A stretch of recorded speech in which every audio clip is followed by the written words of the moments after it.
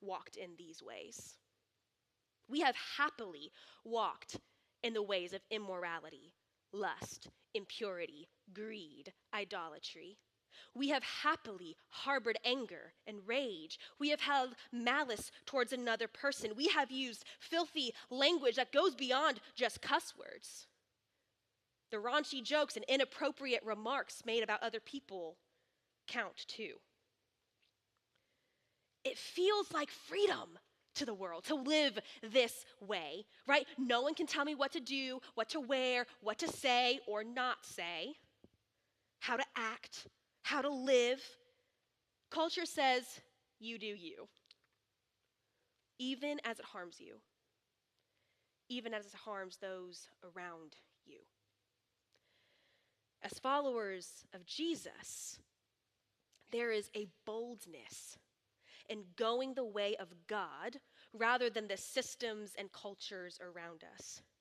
As followers of Jesus, we don't get to bring our old practices into the new life. It doesn't work. Our old practices mean division. Paul says no more. All are one in Christ because Christ is for everyone. Of course, we can't do that by ourselves. To shed the old clothes, we have to have a new closet at the ready. To shed the old clothes, the old self, the old life is to enter into a state of vulnerability, of not being able to provide your own clothes for yourself, but asking Christ to clothe us in his holiness. Because the clothes of our past are stained beyond repair, because the clothes of our past no longer fit.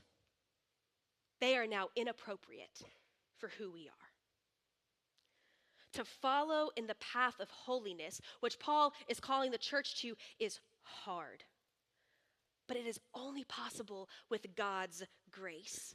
When we follow Christ, when we submit to his will for us as his church, his body, then our clothes become inappropriate and we must have new ones. They don't match our new identities, which, as Paul writes, are constantly being renewed in knowledge of the image of its creator. We are constantly being kept by Christ, formed by Christ, renewed in mind and spirit of the deep knowledge of who God is and who he made us to be in him and for him.